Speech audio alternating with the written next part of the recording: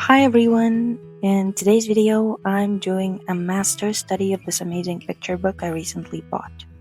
It's called Trol, written by Frances Stickley and illustrated by Stefano Martinuz. I hope I pronounced that right. I had never seen Stefano's work before, or maybe I had, but never noticed. But when I opened this book at the bookshop, I immediately knew I had to take it home with me. Even though my daughter is already 9 years old and we mostly read chapter books now, we both still love picture books, and this one is magical. The illustrations are warm, expressive, and full of life, and the story about Trol everyone fears at first. Then he turns out to be surprisingly sweet. It just got to me. So I wanted to do a master's study of the character, and just to be clear, this is not my original illustration. I'm copying a design I truly admire, just as a learning experience, and just like an exercise. If you're into picture book illustration, I honestly recommend this book. Visually, it's absolutely beautiful, at least for my taste. It's exactly the kind of style I love. For this study, I limited myself to a small set of brushes. That's something I've been working on lately. I tend to jump between styles a lot, and it's been hard to find my own voice, so I decided to simplify.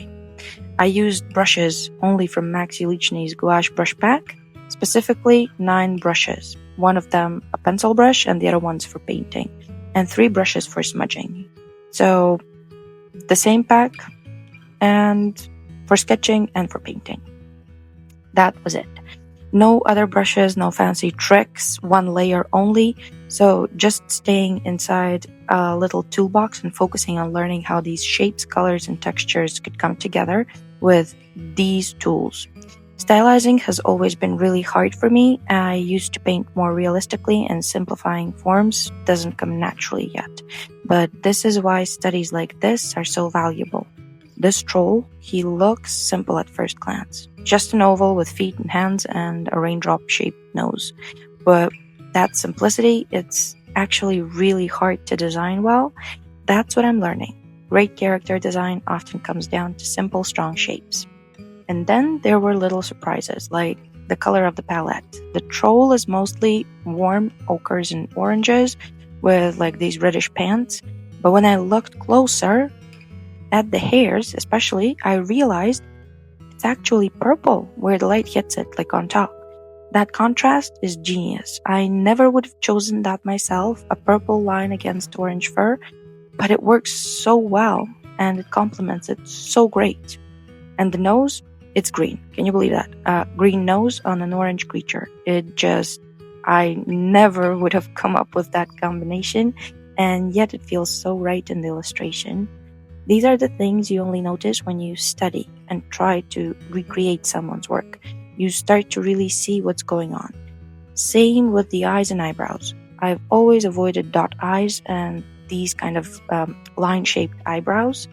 I thought they were too basic, but now I realize how much personality you can get from them. Trying to replicate this helped me see things, like really see, look, and see. It's completely different, and see things in a totally new way.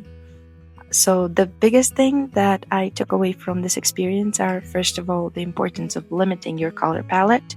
I created a set of colors I named Trol, inspired by this book, because I plan to study not just the characters, but also the foliage, the environments, to see how the illustrator keeps everything cohesive. Not to copy, not to copy, but to actually learn. And I'll do it little by little, and of course, I'm never claiming any of this as my own. This is entirely a master study, and I highly recommend buying the book. It's fantastic. Through this process, I'm also learning that I actually like this kind of illustration, and also why I like it. These earthy colors have always spoken to me, and I think I started when I first discovered Iravel, and if you know her, she has a very kind of earthy color palette, and I have both of her art books, and I admire her hugely. And the use of those warm, muted colors, it just stuck with me, I think, since then. What's amazing also is that even though I'd looked at these illustrations before and really paid attention, I only started truly seeing the decisions, like the purple hairs, as I mentioned, and this like green nose, when I actually tried to copy them. So my biggest advice to anyone who's struggling or trying to find their voice is limit your palette, base it on what you love. Limit your brushes. It cuts through the chaos of trying to define a style. Just use those brushes. That's it. Just learn about those brushes and how you can use them. I've spent so much time bouncing between different techniques and tutorials and styles, and in the end, I was just left frustrated and lost. But by keeping things small and controlled, I found a way to stay creative without spiraling. Because here's the thing, even when you follow a tutorial, sometimes the result doesn't look like what you expected. And that inner critic jumps right in and goes like, told you so. But when you choose something you love and you study it for yourself, not to replicate it perfectly, but to understand it, that's incredibly fulfilling. And that's what I found out by doing a master's study. It's actually the first time that I'm trying to copy, but not copy, trying to make it in my way without being told how it was made, trying to guess what the actual author was thinking about. So when you choose something you love, that's when it works. And when you actually look, that's when it works. Also, it's not about abandoning your own creativity. This kind of studying just influences the way I draw and paint. Some things, like the purple hairs on the ginger character, I never would have thought of that, but now it's mine too. Same with the green nose. These surprises stay with me and will shape how I create going forward. So maybe I will use them in the future, maybe not, but I definitely tried them. So I just wanted to say that if you're doubting yourself, and believe me, I do that every single day a lot, just know that you can do this too. You can find a way to learn that doesn't leave you feeling defeated and kind of empty. You can build your style by absorbing what inspires you and just do it one small discovery at a time. And I promise you that this is just as valid and just as joyful as creating something from scratch. But do remember that, do not claim it as yours. So anyways, I wanted to say thank you so much if you've made it this far into the video. I really hope this was inspiring and that it brought you even one step closer on your artistic journey, especially if you're struggling the same way I do often every day. This video has served its purpose. And also, if you did like this video, please consider leaving a like.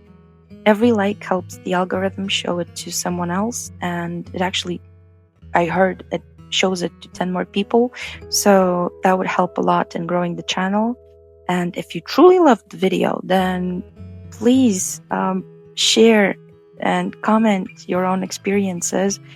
I really would love to read your comments, and it really helps, I guess, being seen and noticing others and creating those connections. So I would really appreciate that. So this channel is still floating right now. I'm transitioning and finding my space again. So seeing your comments and engagement genuinely makes my day, because I am literally changing kind of the style and everything about the channel. So yeah, thank you so much for being here, and I hope to see you in the next video. And yeah, thank you for watching. I'll see you soon.